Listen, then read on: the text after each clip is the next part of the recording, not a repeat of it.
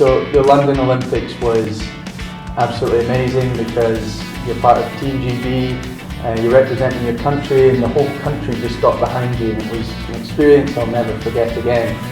But now it's real Olympics, and it feels like the novelty of making the Olympics teams isn't quite there anymore. I'm very much going in to do a job, and that job is to deliver a medal for my country. And so I'm hopefully going to be using the experience from the previous 2 Olympic Games to put myself in that best position possible. Well, I guess you'd try and make me say I'll be team leader, but swimming is such an individual sport, and there are so many team leaders within the British team. But with me, I kind of think of myself in that relay team 4x200. I'm kind of like the glue, I guess. I kind of bring everyone together.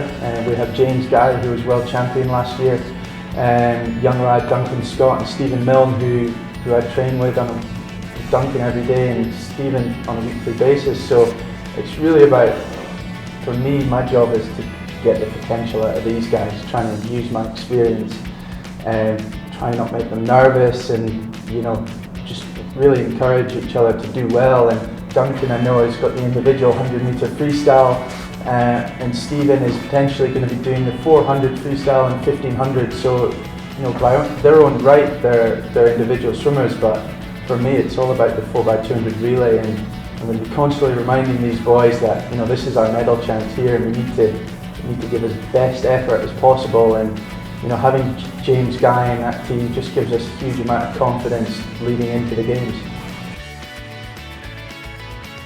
So on a typical day, I'd say quite a hard training day. I would be training for about an hour and a half to 2 hours in the morning, maybe cover 5,000 meters, and then after that we're in the gym for about an hour and a half. I'll then either go home, have a bit of a rest, or I'll do bits and bobs that I need to catch up with that day, and then I'm back in the pool from 3:30 till 5:30, and just for another swimming session. So it is really like a full-time job almost. It can be training for 5.5 hours a day on a full day.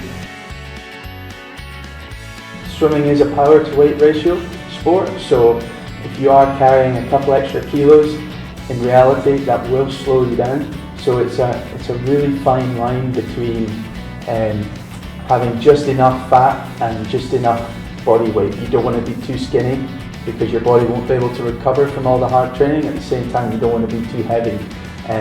But then at the same time, you're trying not to be too lean all year round.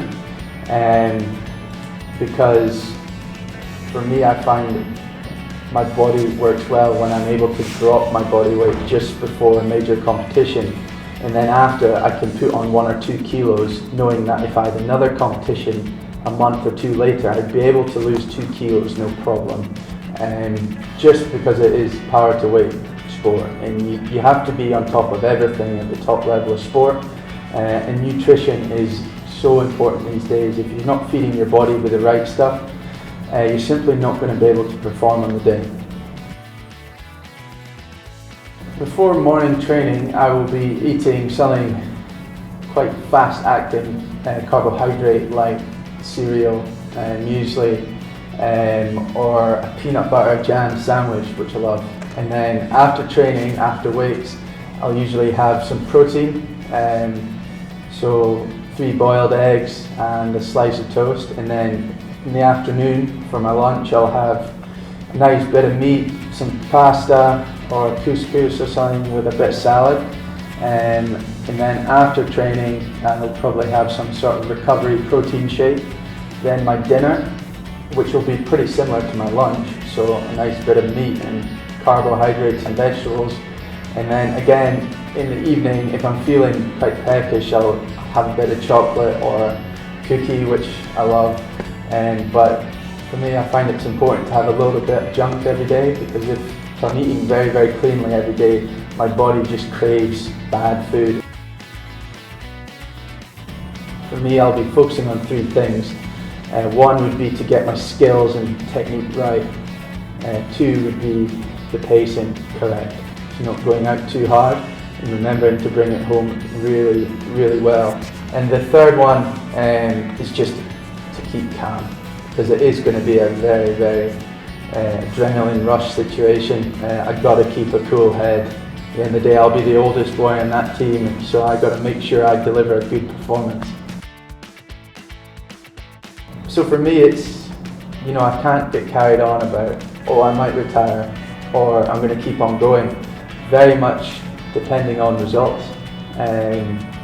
So I would love to go to the Gold Coast in 2018 and represent Scotland again, and hopefully try to get that gold medal in the 4x200. 2006, 2010, 2014, we've always got the silver. So that would be a dream of mine to be part of that team and get the gold medal. And that'll only be 18 months from after Rio as well, so not hugely long time as well. So that's something I'm going to be targeting, but it's kind of out of my control. My love and passion for the sport is still there, and it's always going to be there.